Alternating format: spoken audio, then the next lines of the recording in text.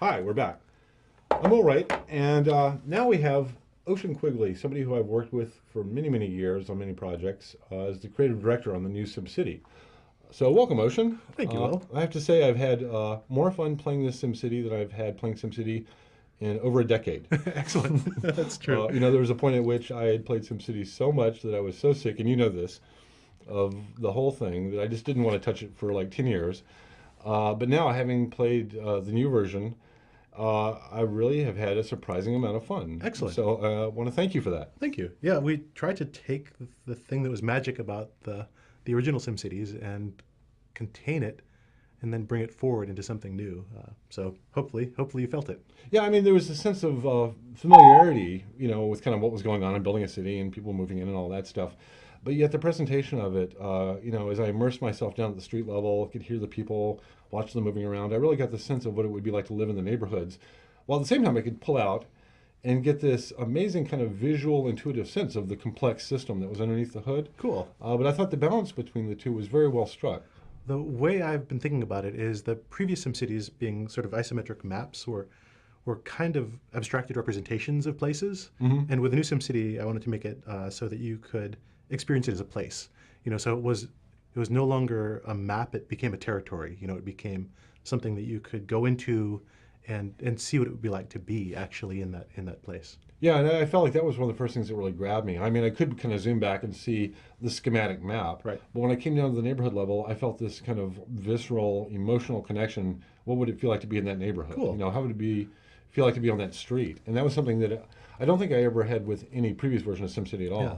One of the things I wanted to do with it was to make you feel more responsibility for the little people that live there too, because you do all these horrible things to them, right? Right, yeah. I mean, It's your fault, right? You poison them, their houses burn down. Right. They're because of your crappy economic decisions, they go homeless. And I You wanted cut back on their services, exactly, et cetera. and Yeah. I wanted to make it so that when that happened to them, you'd have this guilt, you'd feel this twinge of emotion about your responsibility for the life opportunities for these people that live in this world that you've created. Yeah, so you've made SimCity a guilt-driven experience now. Exactly. I think guilt is an underexploited emotion in video games.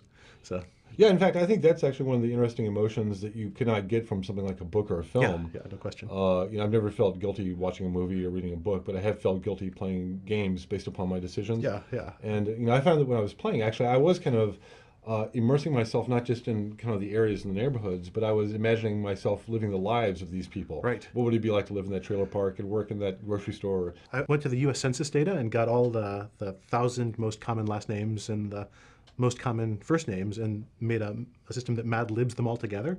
So the odds are there actually is a Will Wright living somewhere. Well, hopefully he's not living in one of my cities because, as a new player, it was actually very challenging for me economically. I kind of got the hang of it. And at first, it felt kind of constrained with the small plot, but then I started realizing it was much more about quality than quantity. Yeah.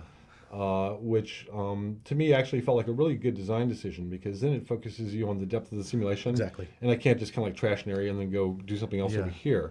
Yeah, the intent there was to make it so that there was so much more resolution to what was going on in any given area that you could dive down to it and then get essentially lost in what's going on in the simulation and the detail, the movement, the emotion, and then pull back and get the kind of the bird's eye view, but that there'd be things for you to go down into and see. Opting for depth of simulation as opposed to having something inert and large was a real conscious design decision. I'm curious, when you play, because I find that when I'm playing, I'm kind of at the map level about half the time, but I really spend about half my time down at the street level just getting a sense, an emotional sense of what it feels like to live there.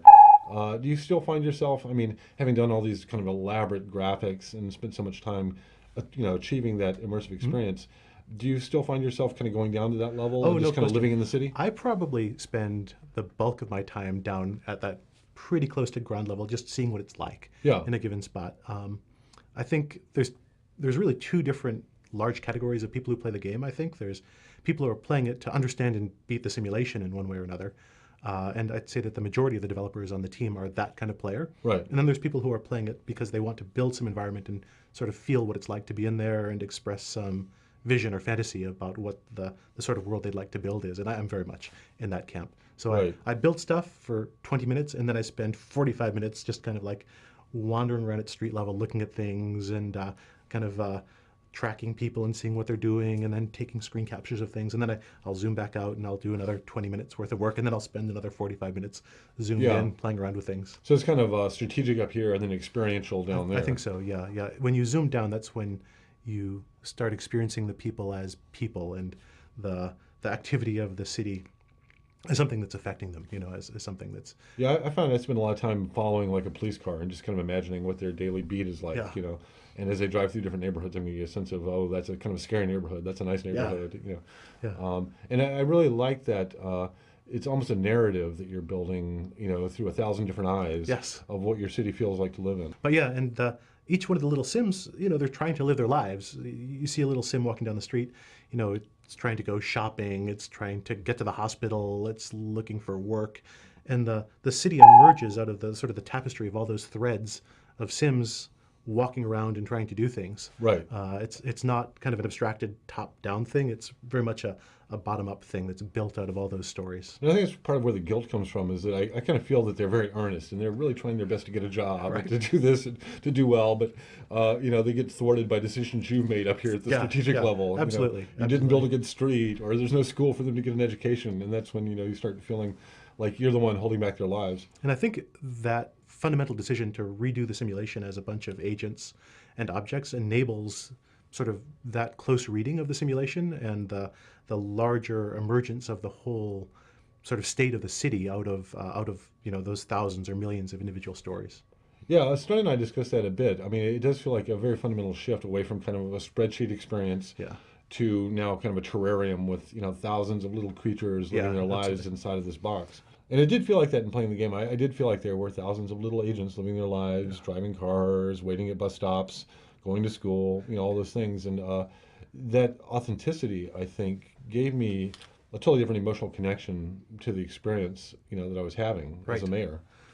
Yeah, I think it's pretty satisfying to see the consequences of your actions on the actual lives of these little folks that live down there. Like you bulldoze a factory and the little people that used to work there are now unemployed, Right. and you see them get kind of desperate as they go around looking for additional jobs, looking for some way to get money to pay the rent, Right. and then eventually, their cries for help get feebler and feebler and feebler, and then poof, the house goes abandoned. You see the little family leave and be homeless in the park. Yeah. And you're like, I did that. Like I as a player made those decisions that carried out. I decided early on in the game that if the little Sims couldn't be made to suffer, you wouldn't care about them. If they were invulnerable, if they didn't need anything from you, If they just poofed and disappeared. yeah, exactly. Yeah. Then you wouldn't have any reason to care about them or care about their well-being. But by making them fragile, by making them people that need your help to live their lives, you feel a sense of responsibility and compassion for them, I think. And that's one of the things that gives the game emotional heft. Yeah, and I think that's kind of remarkable. You think of strategy games as being things that are very abstract. I don't really care if I lose a pawn in chess. Right. But to take that kind of strategic depth and gameplay and turn it into kind of a deeper emotional experience, I think that so much of the technology that you put into this, the visuals, the sound, etc., are toward that end. Right. And it's not just a matter of adding lots of bells and whistles or just making the graphics look prettier, but it really is toward the end of getting the player emotionally connected. Right. To this complex thing that they're building. And I think that was actually part of your genius with taking real world objects like cities and people as your subjects. They come loaded with all this emotional meaning. And so all you need to do is tap into it. We all have experiences of what it's like to be in trouble, or what it's like to look for something and not find it, or Right. what it's like to get a job when you need a job. And so Or to be in a scary neighborhood, Exactly. or to be in a nice park. Yeah. And so you're not trying to convince somebody what it's like to be a space marine, for example. You're trying to take these common, mundane human experiences that everybody has and build a system that taps into those emotional states. Right. It's reflecting your own experiences back to you. Yeah. But now you have a totally different level of kind of responsibility and control over it. So all in all, I mean, I spent a lot of time, kind of playing with the basic stuff, the core city, building the roads, building it up. And then I just started getting into the specialties, kind Right. of exploring, an ore town or a tourist town. And, I was just trying to really get a glimpse of the diversity of cities. Right. Not every city is going to be this monolithic, one size fits all thing. But Right. in fact, you get these totally different flavors of cities. And that's something I'm just kind of getting into, and also the idea of the region gameplay and trading with neighbors, Right. and the kind of multiplayer thing. But I've been just remarkably impressed, not just with this as a game, but with my history of this and how much time I'd spent thinking about it, to be kind of surprised and delighted as Right. much as I had by such a new interpretation of it. Right. It must be So- like seeing your kid go off to college and then come back years later. You know, like, Yeah, oh, yeah. that's what became of you. Yeah, but also, very proud in some sense, but also extremely happy and surprised that, oh my God, I never even thought you would turn into that. Right.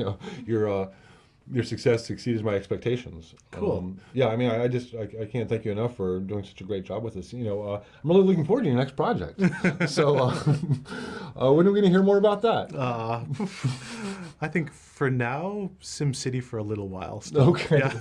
But at any rate, thank you very much, Ocean, for being here today. My pleasure, Will. Thanks. And I'm really one of your biggest fans now. Thank you. All right, so that was Ocean Quigley, the creative director on the new SimCity, which will be out the first week in March.